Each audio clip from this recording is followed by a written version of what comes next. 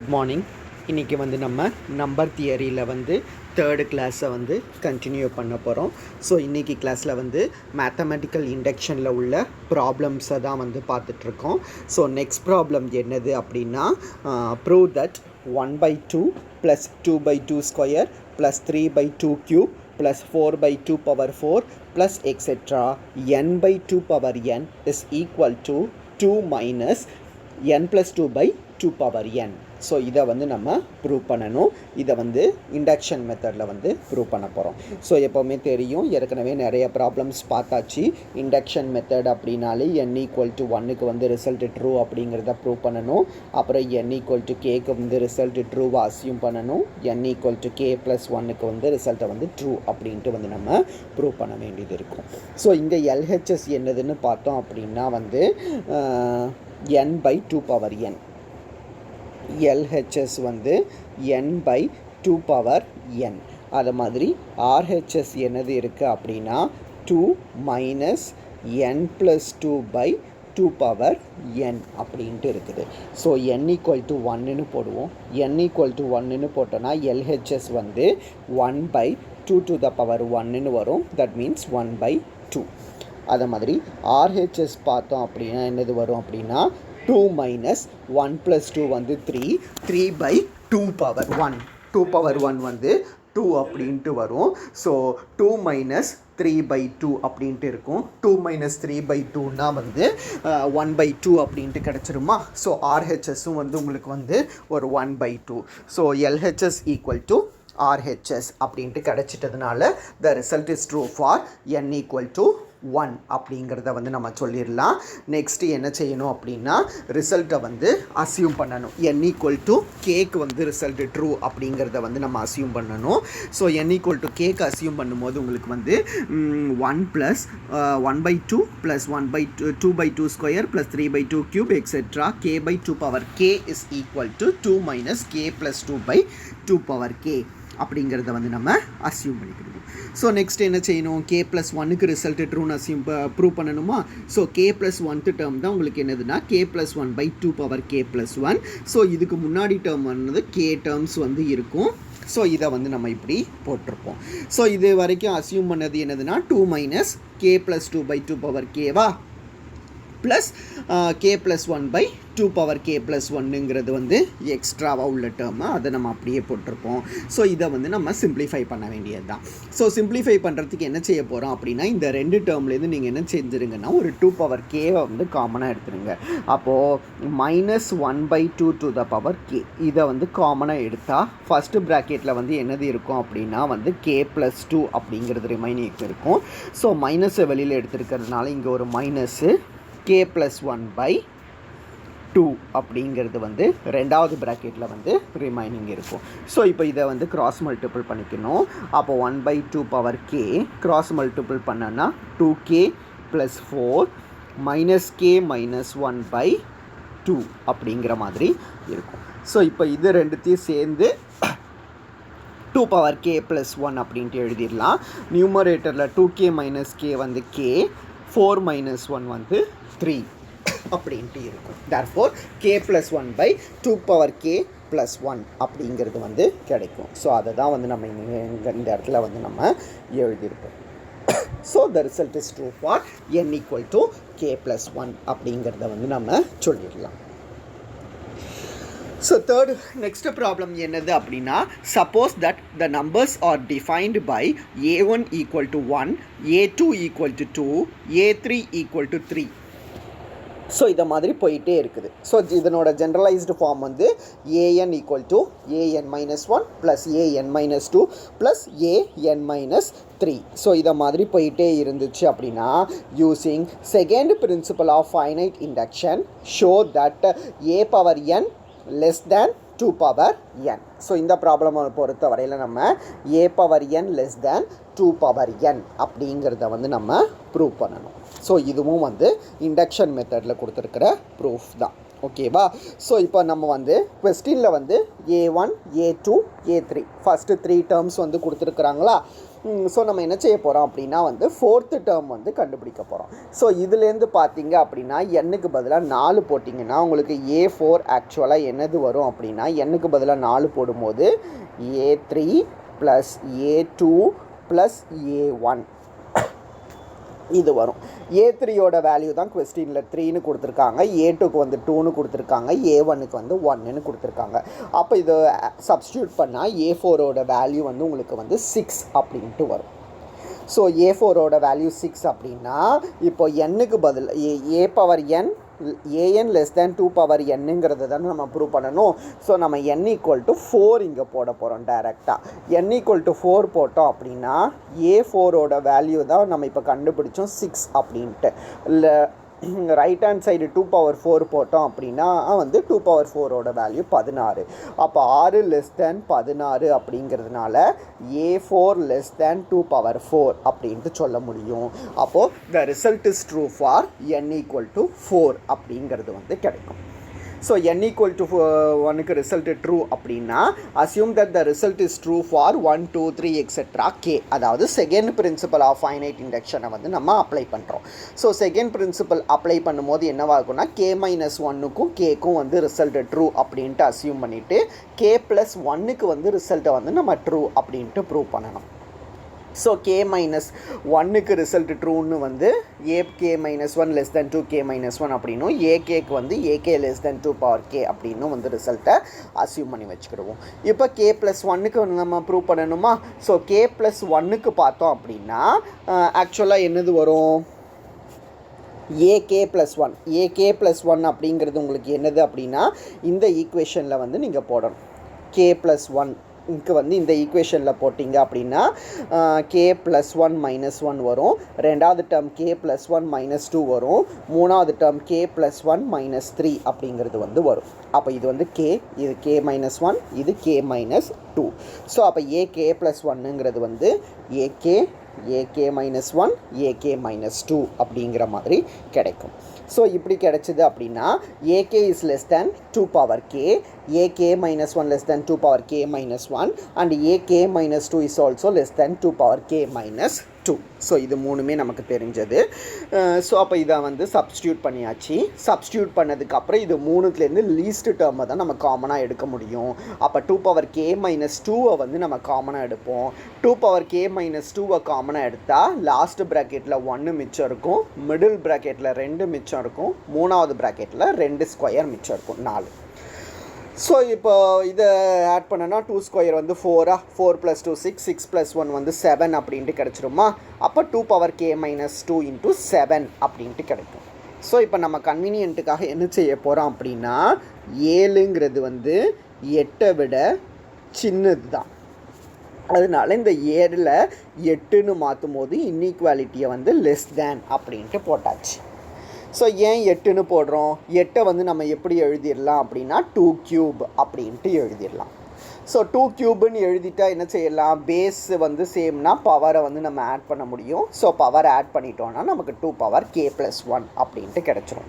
அப்போ நமக்கு என்ன கிடச்சிருச்சு அப்படின்னா இந்த சைடு AK+1 கன்சிடர் பண்ணியிருந்தோம், அது இந்த இடத்துல லெஸ் தேன் போட்டாச்சு, 2⁴k+1 அப்படிங்கிறது வந்து கிடச்சிருச்சு. அப்போ AK+1 less than 2⁴k+1 அப்படிங்கிற மாதிரி கிடைச்சிருக்கு ஃபார் ஆல் வேல்யூஸ் அப்படிங்கிறத வந்து நம்ம சொல்லிட முடியும். ஸோ அதுதான் வந்து இந்த ப்ராப்ளம். நெக்ஸ்ட் ப்ராப்ளம் என்னது அப்படின்னா establish the Bernoulli inequality. If 1 + a greater than 0 then 1 + a the whole to the power n greater than or equal to 1 + na அப்படிங்கிறத வந்து ப்ரூவ் பண்ணணும். 1 + a வந்து 0 விட பெருசாக இருந்துச்சுன்னா 1 + a the whole to the power n greater than or equal to 1 + na அப்படின்ட்டு.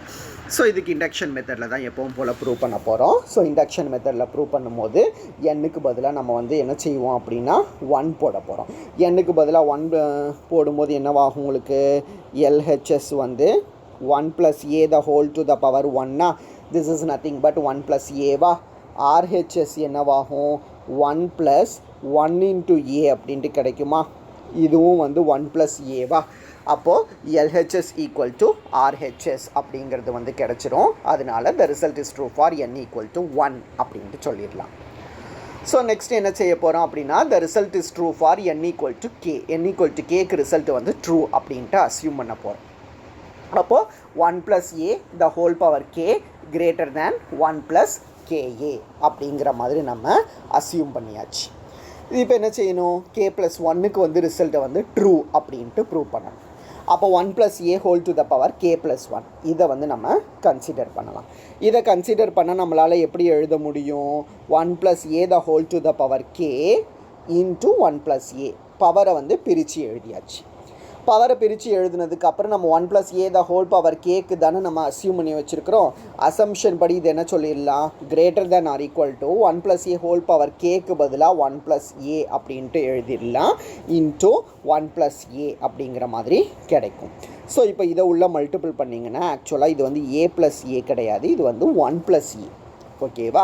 So இப்போ இதை மல்டிபிள் பண்ணிங்கன்னா 1 × 1 வந்து 1, ka × a வந்து ka², அதை மாதிரி 1 × a வந்து a, ka × 1 வந்து ka அப்படின்ட்டு கிடைக்கும். ஸோ இப்படி கிடச்சிருச்சு அப்படின்னா இதுக்கப்புறம் நம்ம என்ன செஞ்சுருக்கிறோம், ஒரு டேர்மை வந்து நெக்லெக்ட் பண்ணியாச்சு. அதாவது இந்த ka² வந்து நெக்லெக்ட் பண்ணிட்டோம். நெக்லெக்ட் பண்ணதுனால ஈக்குவாலிட்டி வந்து greater than or equal toன்னு மாறிடும். 1 + ka + a அப்படின்ட்டு எழுதிப்போம். ஸோ அப்போ இந்த 1 ka + a இருக்குல்ல, இது ரெண்டுத்துலேருந்து ஏவை பொதுவாக எடுத்தோன்னா k + 1 அப்படின்ட்டு கிடச்சிரும். அதுதான் வந்து இது, அந்த 1ங்கிறது வந்து அப்படியே இருக்கும். அப்போ 1 + k + 1 into a அப்படிங்கிற மாதிரி கிடச்சிரும். தட் மீன்ஸ் என்னதுன்னா 1 + a whole power k + 1ங்கிறது வந்து greater than or equal to 1 + k + 1 into a அப்படின்ட்டு கிடச்சிருச்சு. Hence the result is true for n equal to k + 1. இதை வந்து நம்ம சொல்லிடலாம். ஸோ இதுதான் வந்து பெர்னாலி இன்இக்வாலிட்டி அப்படிங்கிறது. ஸோ இதோட மேத்தமேட்டிக்கல் இண்டக்ஷன் செக்ஷன் வந்து இதோட வந்து கம்ப்ளீட் ஆகுது. நெக்ஸ்ட்டு செக்ஷன் என்னது அப்படின்னா வந்து binomial theorem. So binomial theorem செக்ஷனுக்கு ஃபஸ்ட்டு நம்ம என்ன பார்க்க போகிறோம் அப்படின்னா வந்து பைனாமியல் கோஎஃபிஷியண்ட்டை வந்து பார்ப்போம். பைனாமியல் கோஎஃபிஷியண்ட்டை வந்து NCK அப்படின்ட்டு டினோட் பண்ணுவோம். இது வந்து காம்பினேட்டோரியல் மேத்தமேட்டிக்ஸ் படிச்சிருந்தீங்கன்னா இந்த நோட்டேஷன் வந்து உங்களுக்கு தெரிஞ்சிருக்கும். NCK இதை தான் வந்து இதை மாதிரி டினோட் பண்ணுவோம். இதை வந்து NCK இதை மாதிரி ரீட் பண்ணுவோம். ஓகேவா. இதனோட டெஃபனிஷன் என்னது அப்படின்னா NCKவை நம்மளால் எப்படி எழுத முடியும் அப்படின்னா n factorial divided by k factorial into n - k factorial அப்படிங்கிற மாதிரி எழுதிக்கலாம். இதுதான் வந்து NCKவோட டெஃபனிஷன். ஓகேவா. So it can also be defined as, இதை வேறு மாதிரியும் வந்து நம்ம டிஃபைன் பண்ண முடியும். ஸோ எப்படின்னா இந்த n ஃபேக்டோரியல் இருக்குல்ல, இந்த n ஃபேக்டோரியலை வந்து நம்ம n ஃபேக்டோரியல் இன்ட்டு n - 1, ஒரு நிமிஷம் இப்படி பார்ப்போம், n factorial into n - 1, n - 2 et cetera. n ஃபேக்டோரியலை நான் இப்படி எழுதுறேன். ஓகேவா. n - k + 1 into n - k factorial அப்படின்ட்டு எழுதிக்கலாம். n factorial divided by k factorial into n - k ஃபேக்டோரியல்னு இருக்கும். ஸோ இப்போ இந்த n - k factorial n - k ஃபேக்டோரியலை கேன்சல் பண்ணிட்டோன்னா n into n - 1, n - 2 et cetera n - k + 1 by k factorial அப்படின்ட்டு rearrange பண்ணி நம்ம எழுதிக்கலாம். ஸோ n ஃபேக்டோரியலை தான் வந்து நான் இப்படி எழுதியிருக்கேன், n into n - 1, n - 2 et cetera n - k factorial அப்படின்ட்டு. ஸோ அதுதான் வந்து உங்களுக்கு இந்த டேர்ம். ஸோ இதை வந்து ரீஅரேஞ்ச் பண்ணி இப்படியும் வந்து நம்மளால் எழுத முடியும். ஸோ இப்போ இதுக்கு வந்து ஒரு எக்ஸாம்பிள் பார்த்தோம் அப்படின்னா வந்து 8C3 என்னன்னு பார்ப்போம்.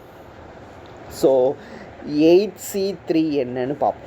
ஸோ 8C3 வந்து என்னது வரும் அப்படின்னா 8 factorial divided by 3 factorial into 8 - 3 factorial அப்படின்ட்டு வரும்.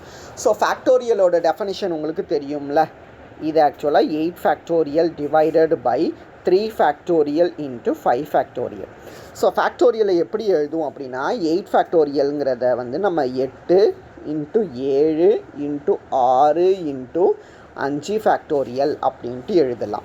அதை மாதிரி 3 ஃபேக்டோரியலோட வேல்யூ வந்து 6. 3 ஃபேக்டோரியலை எப்படி எழுதுவோம்னா 1 × 2 × 3ன்னு எழுதுவோம். ஸோ 3 ஃபேக்டோரியலோட வேல்யூ வந்து 6 × 5 ஃபேக்டோரியல் அப்படின்ட்டு எழுத முடியும்.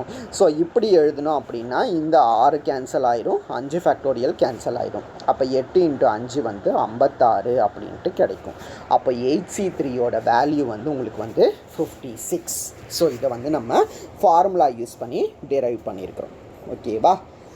ஸோ இன்னொன்று வந்து நோட்டு, இதை வந்து ஒன் வேர்ட்லேயும் மேபி கேட்கறதுக்கு வந்து சான்சஸ் இருக்குது. NC0வோட வேல்யூ வந்து 1, அதை மாதிரி NCNோட வேல்யூமே வந்து உங்களுக்கு வந்து 1. ஸோ நெக்ஸ்ட்டு தியரம் என்னது அப்படின்னா வந்து Pascal's theorem. State and prove Pascal's தியரம்ங்கிறத வந்து 5 மார்க்கில் வந்து யூனிவர்சிட்டி கொஸ்டினில் வந்து கேட்டிருக்காங்க. ஸோ ஸ்டேட்மெண்ட் என்னது அப்படின்னா NCK + NCK - 1 is equal to N+1 CK. இதுதான் வந்து பாஸ்கல் தியரத்தோட ஸ்டேட்மெண்ட்டு. இது வந்து இம்பார்ட்டண்ட் யூனிவர்சிட்டி கொஸ்டின்.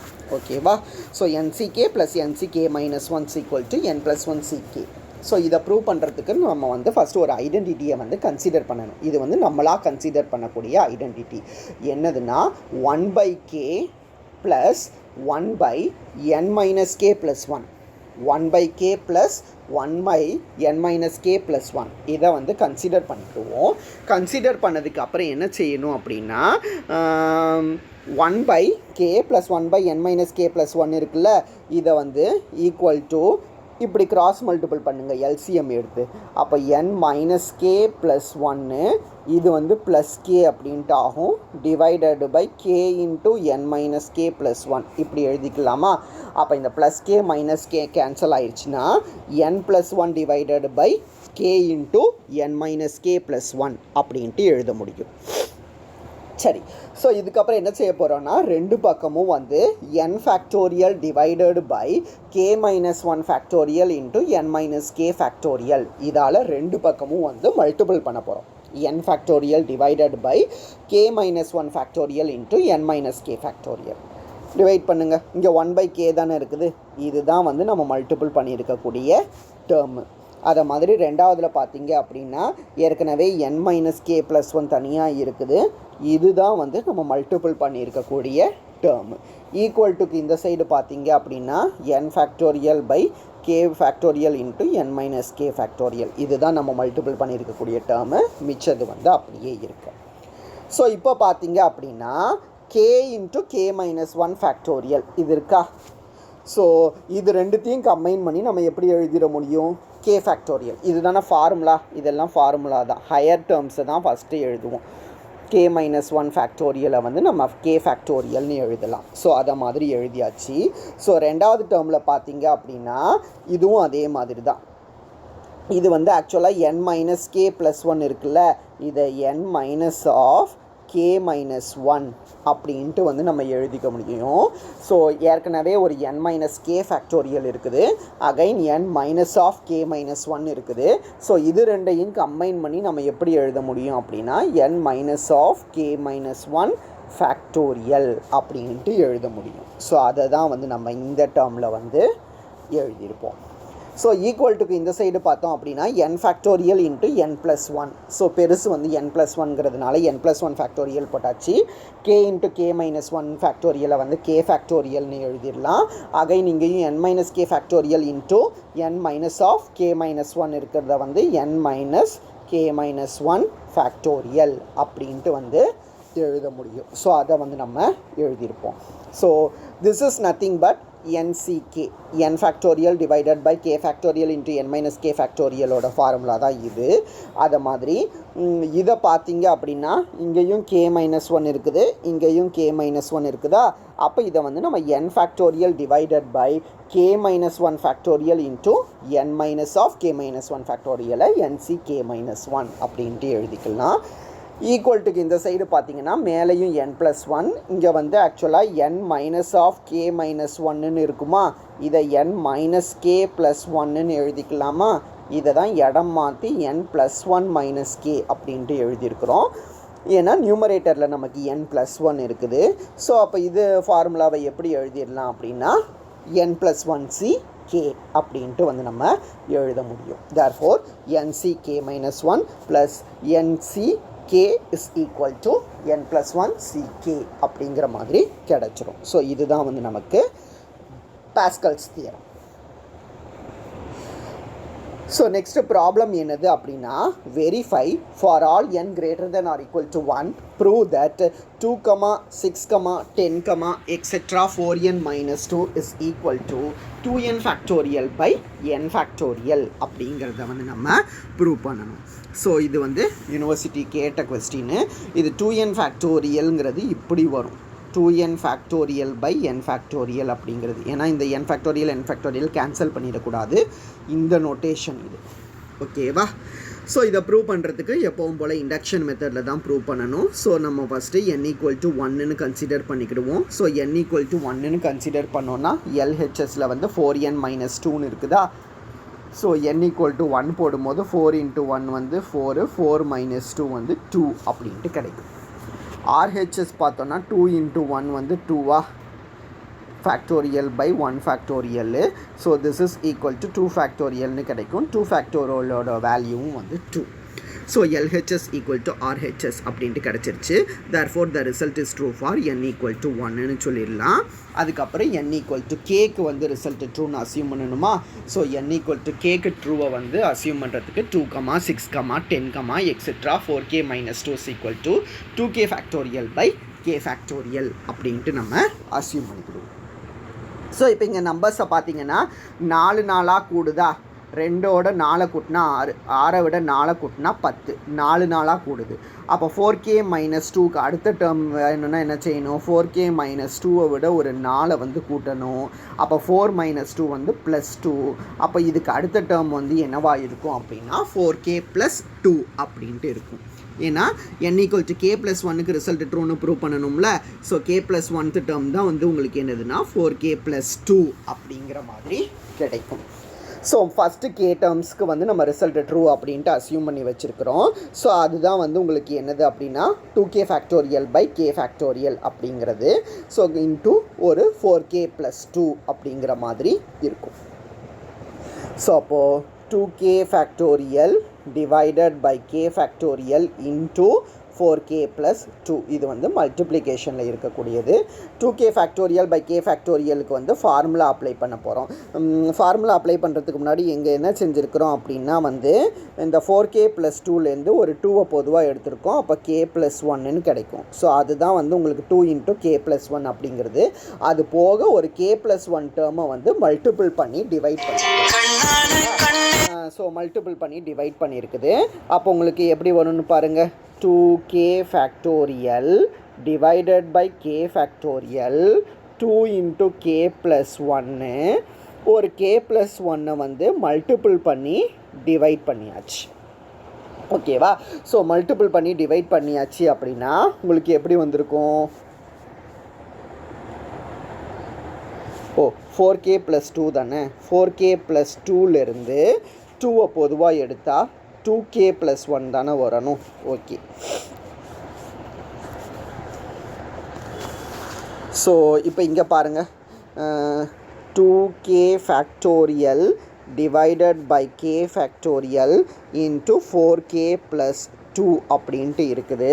நான் என்ன செஞ்சுருக்கிறேன்னா 2k factorial divided by k factorial இதை 2வை பொதுவாக எடுத்துட்டேன். அப்போ 2k + 1ன்னு வரும். இதுக்கப்புறம் k + 1 மல்டிபிள் பண்ணி டிவைட் பண்ணியிருக்கிறேன்.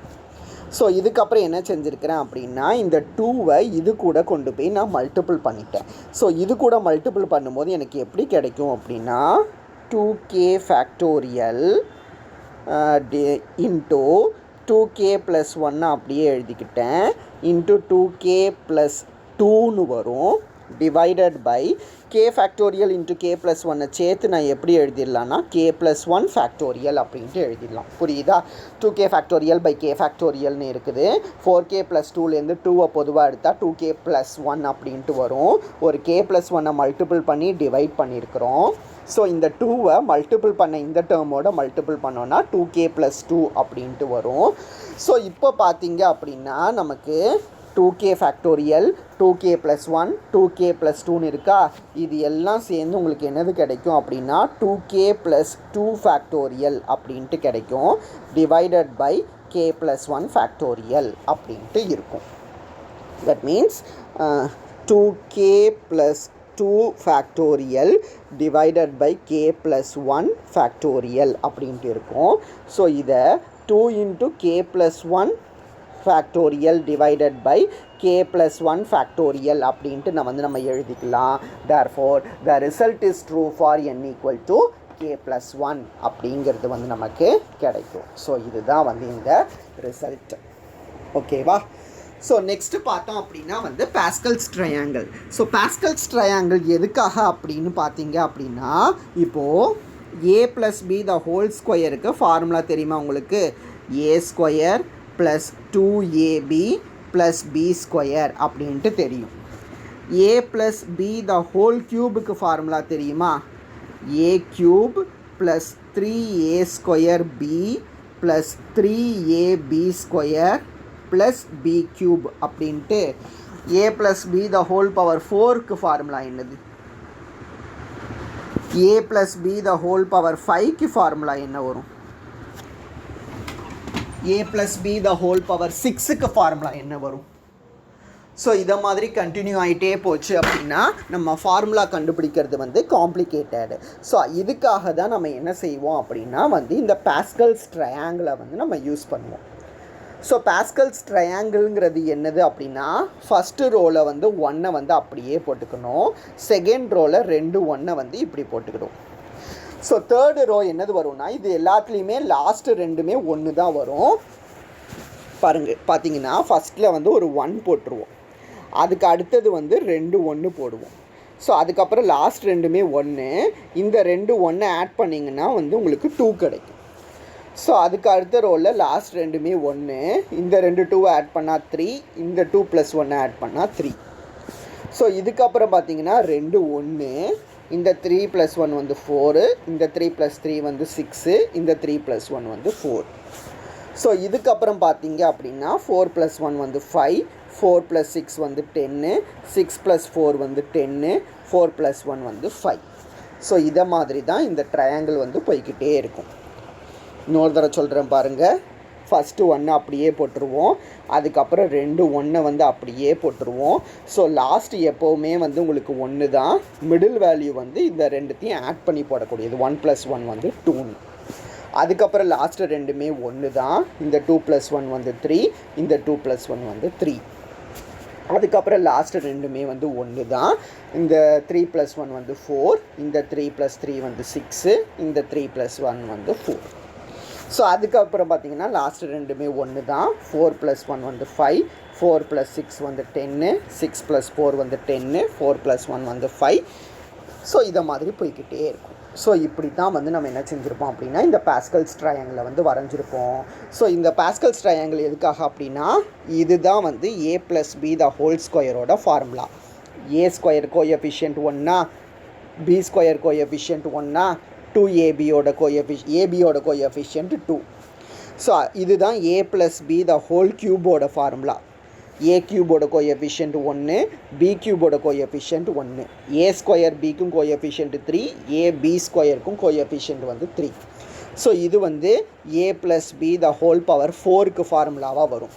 a⁴க்கு கோஎஃபிஷியன்ட் 1, b⁴க்கு கோஎஃபிஷியன்ட் 1, ab³ ஃபார்முலா 4, a³ bக்கு ஃபார்முலா வந்து கோஎஃபிஷியன்ட் 4, a² b²க்கு கோஎஃபிஷியன்ட் வந்து 6.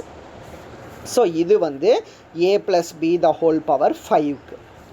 ஸோ இதை மாதிரி a + b the whole power nக்கு வேணும்னா நம்ம இந்த பாஸ்கல்ஸ் ட்ரையாங்கிளை வந்து ஜென்ரலைஸ் பண்ணிட முடியும். ஸோ இந்த மாதிரி இந்த ஃபார்முலாக்காக தான் வந்து இந்த பாஸ்கல்ஸ் ட்ரையாங்கிளை வந்து நம்ம யூஸ் பண்ணிகிட்ருக்கோம்.